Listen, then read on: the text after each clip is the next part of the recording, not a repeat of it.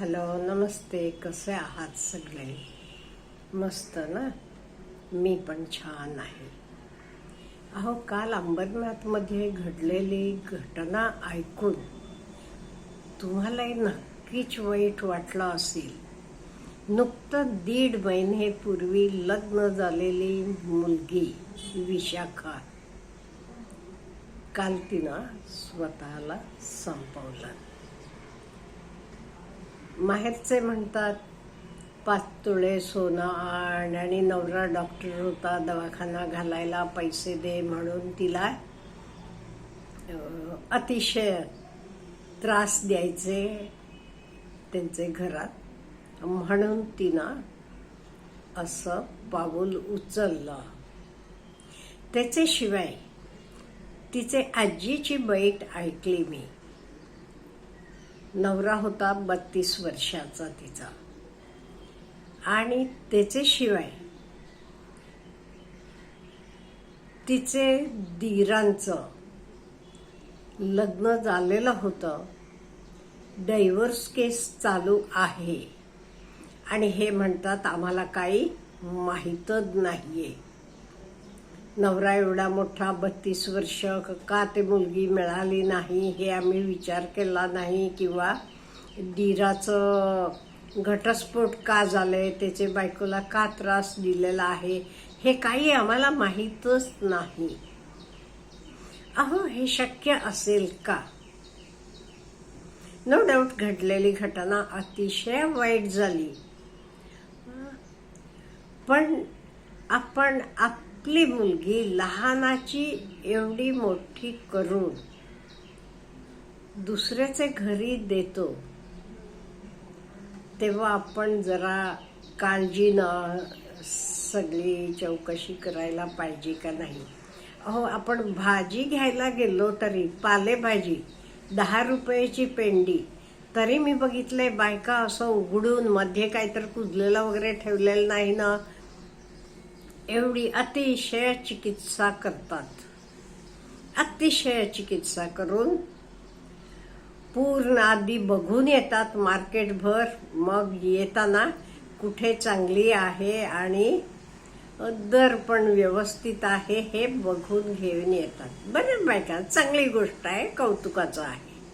आधी सगळं बघत चौकशी करत जातात त्या टोकापर्यंत, आणि येताना काय हवं तर त्यांना कळते, मग कुठे चांगली आहे, कुठे रेट काय आहे सगळं, मग येताना घेऊन येतात. तसं असताना आपण आपली मुलगी देताना एवढ्या निष्काळजीनं द्यायची का? काही माहित नाही त्यांना, मुलाचं वय माहित नाहीये, किंवा त्याचे भावाचं लग्न का मोडले माहित नाहीये. हे बरोबर आहे का?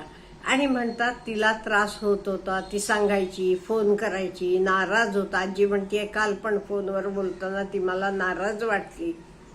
मग माहेरचे जाऊन जरा बघून, आणि खरोखर त्रास होत असला तरी आणत का नाहीत? नो डाऊट सासरचे लोकांना दोष देता तुम्ही, ओके, ते दोषी आहेत, मान्य केलं. मग तुम्ही माहेरचे नंतर हे सगळं करण्यापेक्षा आधी तुम्ही जाऊन, खरी परिस्थिती असली तर मुलीला घेऊन यायला पाहिजे. सगळ्या मुलींचे आई वडिलांना माझी कळकळीची विनंती आहे, खरोखर मुलीला तिथे त्रास होत असला तर तुम्ही मुलीला परत घरी आणावी, तिला आपले पायावर उभं करून ठेवावं. का म्हणजे मला माहित आहे, लग्न मोडून मुली घरी आल्या की त्यांना तेवढं रेस्पेक्ट घरचे लोकांकडनंही मिळत नाही, आणि उद्या भावांची वगैरे लग्न झाली की मला माहित आहे, मग आपल्या मुलीला आपले पायावर उभं करायचं का नाही? नंतर एवढं दुःख अहो, दुःख करून ती काही मुलगी येणार आहे का? किंवा तिचे नवऱ्याला फाशी द्या, ह्याला द्या, तो द्या, असं करून काही तुम्हाला तुमची मुलगी मिळणार आहे का? आपण प्रयत्न करायला पाहिजे आपली मुलगी व्यवस्थित राहील, म्हणजे जिवंत राहील. हो, त्रास होत असला ना, आणा ना घरी, कोण नको म्हणते. नंतर तुम्ही एवढं सगळं करत बसता. त्यामुळे प्रत्येक मुलीचे आई वडिलांना माझी अनेक रिक्वेस्ट आहे, म्हणजे आधी आपले पोरीला व्यवस्थित शिक्षण द्या किंवा काही स्किल्स द्या आणि तिचं ती आपले पायावर उभी राहू देत. हे सगळं करताना वागणं, संस्कार, हे पण सगळं यायला पाहिजे. मी असं नाही म्हणत हे जाऊन मुलाकडच्यांना त्रास द्यावा, म्हणजे ती साईड पण आपण बघतो, किती मुलांना त्रास होतो. आणि हल्ली म्हणतात सगळीकडे मुलांना मुलगी मिळत नाहीये, हे सगळं चाललेलं आहे. आणि इथे तरी असं चाललेलं पण दिसते. हे कितीतरी केसेस आपण बघितले. ह्याला आणि एक कारण सांगू मी, प्रत्येक मुलीला आणि मुलीचे आई वडिलांना पण पैसा असलेला, बडा चांगला जॉब असलेला, छान घरदार सगळं असलेलं स्थळ पाहिजे असते. निर्व्यसनी मुलगा चांगला असला तरी, साधा शेतकरी असेल, छोटंसं त्याचं दुकान असेल किंवा आणि असं काही असलं तरी त्या मुलांकडे ह्यांचं लक्ष जात नाही. ह्यांना नको असते तसली साधी सरळ मुलं. मग ह्यांना लागते पैसेवाले. माणूस बघत नाही. तुम्ही फक्त पैसे बघता, त्यांची घरं बघता, त्यांच्या नोकऱ्या बघता, एवढंच बघता तुम्ही. मग काय होणार? त्यामुळे आधी आपण जरा माणूस म्हणून विचार करायला पाहिजे. शेवटी पैसा म्हणजे सुख नाही.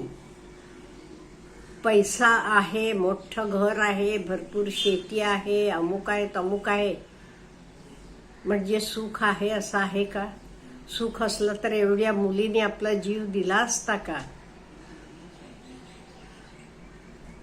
त्यामुळे आई वडिलांनी, मुलींनी पण विचार करायला पाहिजे.